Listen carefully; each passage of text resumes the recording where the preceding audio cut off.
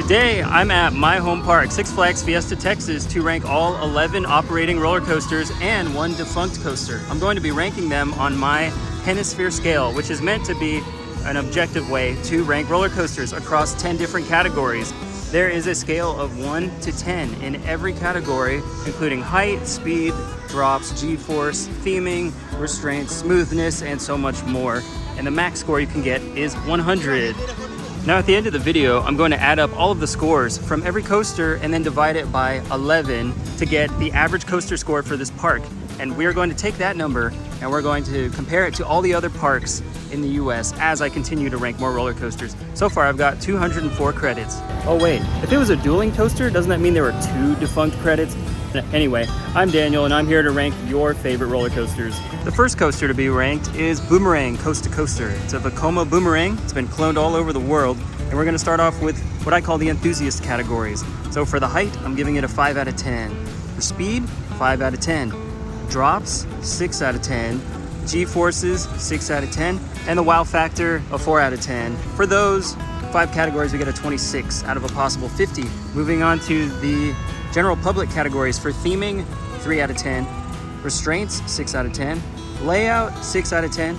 Length, 3 out of 10. And smoothness, 7 out of 10. For a GP total of 25 points. When you add that up, you get 51 out of 100. So there's our starting point. We will see how the other coasters stack up against Boomerang. Of course, no San Antonio coaster collection is complete without a B&M invert Batman clone. So here we have Chupacabra, and height, 5 out of 10. Speed, 6 out of 10. Drops, 6 out of 10. G-forces, 7 out of 10. Wow factor, 6. Giving it an enthusiast score of 30 out of 50. Theming, 3 out of 10. Restraints, 7 out of 10. Layout, 7 out of 10.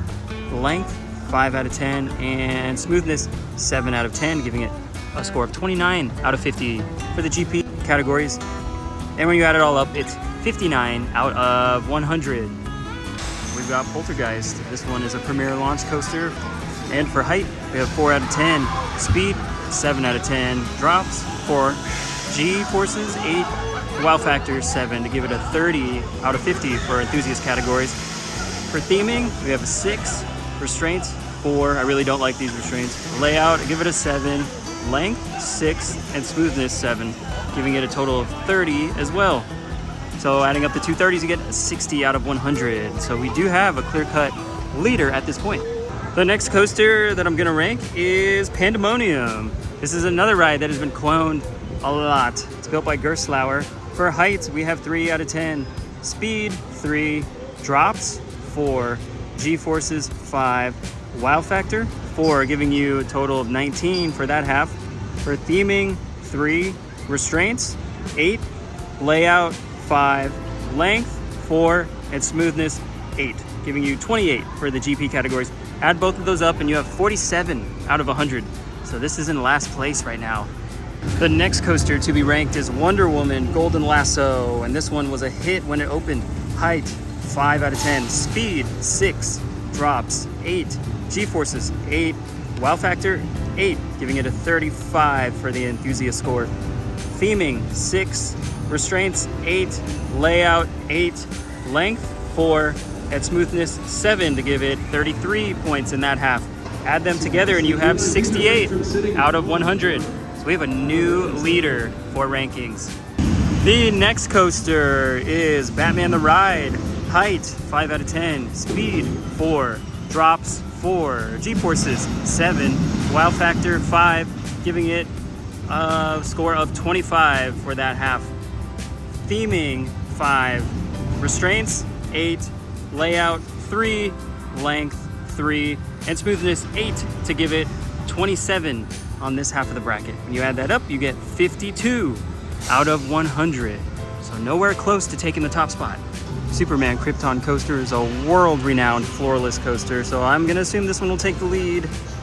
Starting off, we've got for height, 7 out of 10. Speed, 8 out of 10. Drops, 7 out of 10. G-forces, 6 out of 10. And wow factor, 8 out of 10 when it dives off the quarry wall, for a total of 36 for the enthusiast categories. For theming, we have 3 out of 10. Restraints, 7 out of 10. Layout, 8 out of 10. Length, 8 out of 10. And smoothness, 8 out of 10 for a 34 in the GP categories. When you total all of this up, we have a 70 out of 100. Our first coaster today to crack 70 and a new leader. Next, we have the kiddie coaster, Batgirl Coaster Chase. So for this one, height, 1 out of 10. Speed, 1 out of 10. Drops, 1. G-forces, 2. Wow factor, 3, giving it a total enthusiast score of 8 out of 50. For the theming, we have 8. Restraints, 8.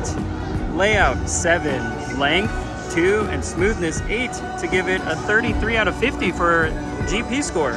Overall, it gives it a 41 out of 100. Not bad for a kiddie coaster. We'll see how Kid Flash stacks up against this. Next, we have Kid Flash Cosmic Coaster. I'll be ranking both of these tracks as one score. So just getting right on into it. Height, 2 out of 10. Speed, 2. Drops, 2. G-forces, 3. Wow factor, 2. And I'll explain in a little bit to give it an enthusiast score of 11 out of 50. Theming, 6. Restraints, 8. Layout, 7. Length, 4. And smoothness, 6, to give it a 31 out of 50 for the GP half. And for a total score, it ranks 1 point better than Batgirl, 42 out of 50. Wow, that is really surprising. The reason this one got a 2 for wow factor is because of the manufacturer's history. And when we say wow, usually we want to be wowed in a good way. But when Six Flags announced they were buying 2 of these, it was wow as a kind of, wow, are we really doing this? This is risky. So that is why it got the score it did. I did have the chance to ride both sides of this, and I thought it was okay. It was a little rough. Now we only have 3 coasters left to rank, but we are moving on to some heavy hitters in Crack Axle Canyon. Roadrunner Express is one of the older coasters in the park, and it's an aero mine train. Just happens to be designed by Alan Schilke, and people say it's one of the most intense. So let's get into it. Height, 4 out of 10. Speed, 4 out of 10. Drops, 5 out of 10.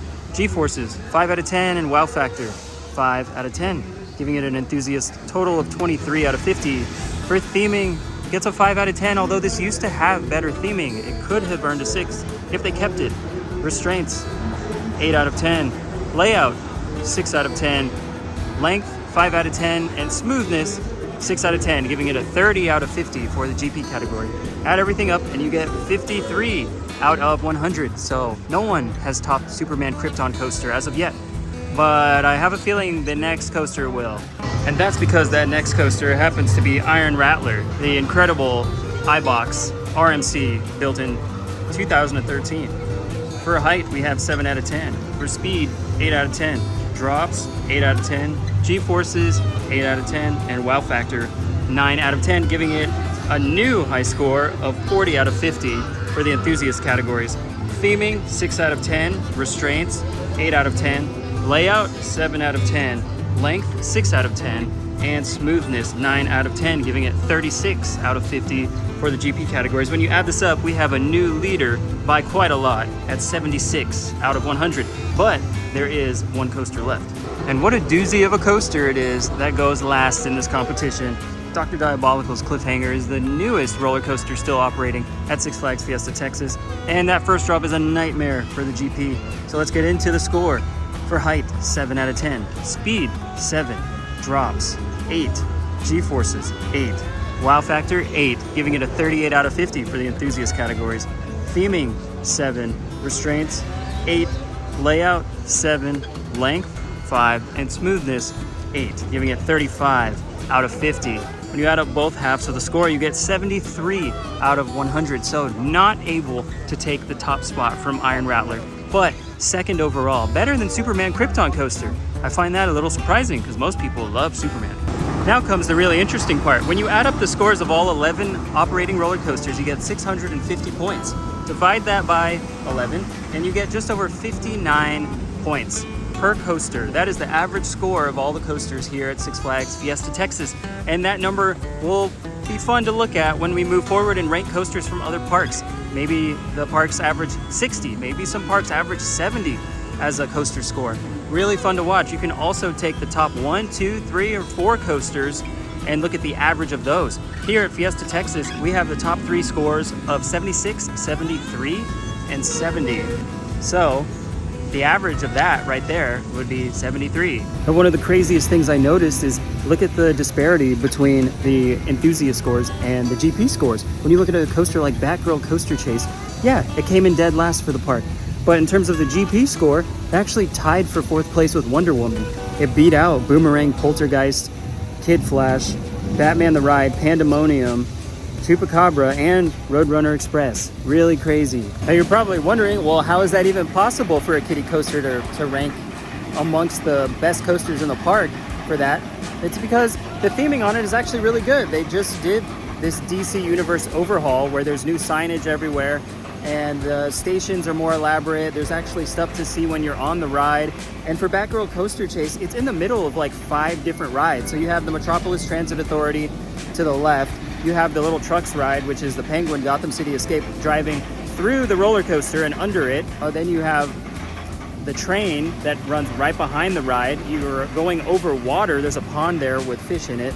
You can see Batman the Ride just ahead of the coaster. And then you have Supervillain Swings behind it.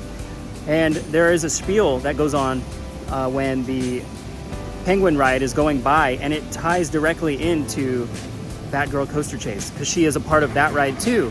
And there's a bunch of toxic waste and penguins in the middle. So I find it surprising that that ride ranks so high, but that's just what happens when coasters are ranked on my scale. I try to take everything into consideration and give the coaster as many points as I can. So there you have it. Anyways, I hope you enjoyed this video. There's going to be more like it coming soon. I'm pretty sure that SeaWorld San Antonio will be my next park. Again, I have been on more than 200 coasters and I've ranked about 120 of those as of this video. But if you want to keep seeing updates in terms of coaster rankings and vlogs from Six Flags Fiesta Texas, please subscribe and like the videos so more people can find them. Anyway, that was another day in the Hennisphere.